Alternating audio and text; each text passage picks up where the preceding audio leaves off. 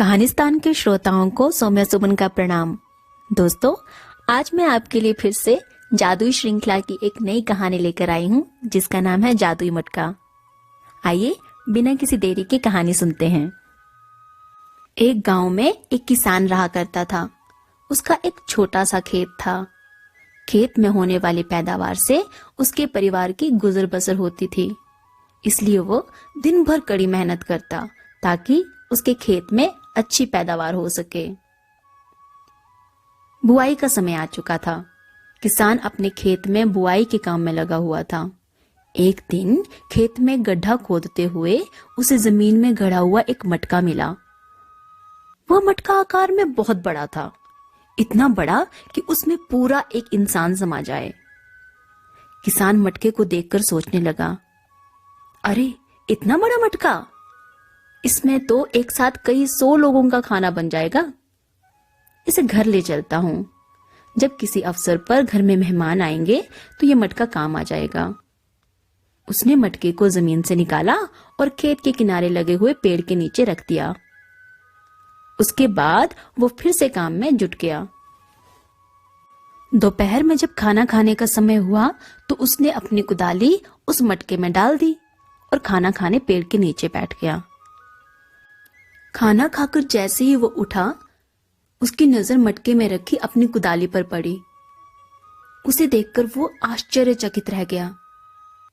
अब मटके में एक नहीं बल्कि 100 कुदालियां रखी हुई थी। किसान ने सारी कुदालियां मटके से बाहर निकाल ली। फिर कुछ सोचकर उसने उसमें एक पत्थर डाला। देखते ही देखते उस एक पत्थर के 100 पत्थर बन गए। अब किसान को समझते देर नहीं लगी कि वो मटका कोई साधारण मटका नहीं बल्कि एक जादुई मटका है जो किसी भी वस्तु को 100 गुना कर देता है। किसान जादुई मटका अपने साथ अपने घर ले गया। अब जब भी उसे किसी चीज की आवश्यकता होती तो वो उस चीज को उस जादुई मटके में डाल देता। मटके से एक के बदले उसे 100 चीजें मिल जाती। जादुई मटका हर चीज को 100 गुना कर देता था, फिर चाहे वो खाने की चीज हो, कपड़ा हो या फिर सोने के सिक्के। किसान को अब किसी भी चीज की कमी ना रही। वह दिन पर दिन धनवान होता रहा। किसान की समृद्धि की बात उस राज्य के राजा तक पहुंच गई तो उसने इसका भेद जानने के लिए अपने गुप्तचरों को उसके घर भेजा। कई दिन तक किसान के घर का चक्कर लगाने के बाद एक दिन गुप्तचरों को किसान के जादुई मटके के बारे में पता चल गया। उन्होंने ये भेद राजा को बताया। राजा बहुत लालची था। जादुई मटके के बारे में जानकर उसके मन में लालच आ गया। उसने सोचा कि वह मटका किसान के पास नहीं बल्कि उसके पास होना चाहिए। उसने तुरंत सैनिकों को आदेश दिया, सैनिकों जाओ और जादुई मटका और उस किसान को मेरे सामने लेकर आओ। जब सैनिक जादुई मटका लेकर राजा के पास पहुंचे तो किसान भी पीछे पीछे वहां आ गया। राजा के पूछने पर किसान ने उसे बता दिया कि महाराज, ये मटका जादुई है और मुझे ये मेरे खेत में काम करते हुए मिला है। राजा बोला, किसान, क्या तुम ये जानते नहीं? राज्य की भूमि से मिली हुई किसी भी वस्तु पर सर्वप्रथम अधिकार राजा का होता है। इसलिए इस जादुई मटके पर तुम्हारा नहीं बल्कि मेरा अधिकार है। किसान क्या कहता?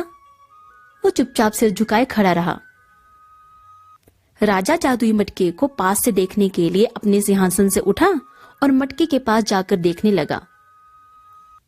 मटके को बाहर से देखने के बाद राजा ने सोचा कि जरा इस मटके के भीतर झांक कर तो देखूं कि आखिर इसमें जादू होता कैसे है। राजा जादुई मटके में झांकने लगा। इसी बीच उसका पैर लड़खड़ाया और मटके के अंदर जा गिरा।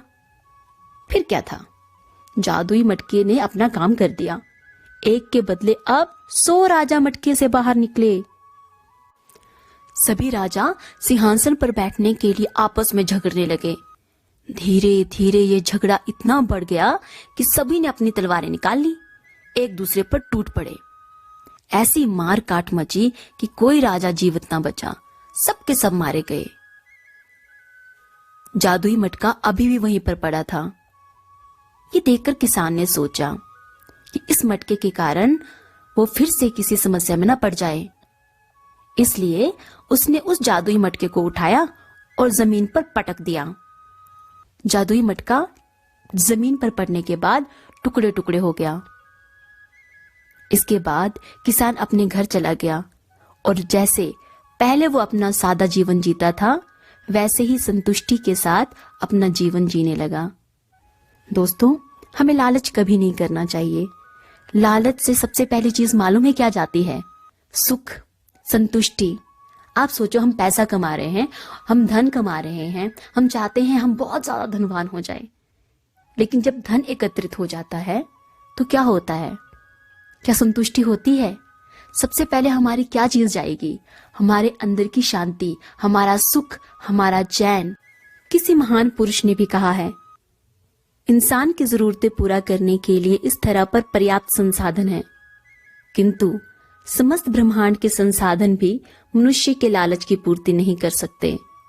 और हाँ, हम सबने बचपन में सबसे लोकप्रिय और हम सबकी पसंदीदा लालची कुत्ते की कहानी भी तो सुनी है, जिसमें लोभवश होकर उसने अपने मुंह में रखा हुआ मांस का टुकड़ा भी गवा दिया था। इसलिए दोस्तों, हमें कभी लालच नहीं करना चाहिए। वो पढ़ा है ना, ग्रीड इज कर्स, लालच बुरी बला है। इस तरह की शिक्षादायक कहानियां सुनने के लिए हमारे चैनल को सब्सक्राइब करिए और हाँ, बेल आइकन का बटन दबाना ना भूलिए। जल्दी मिलते हैं एक नई कहानी के साथ। तब तक के लिए नमस्कार। जय हिंद, जय भारत।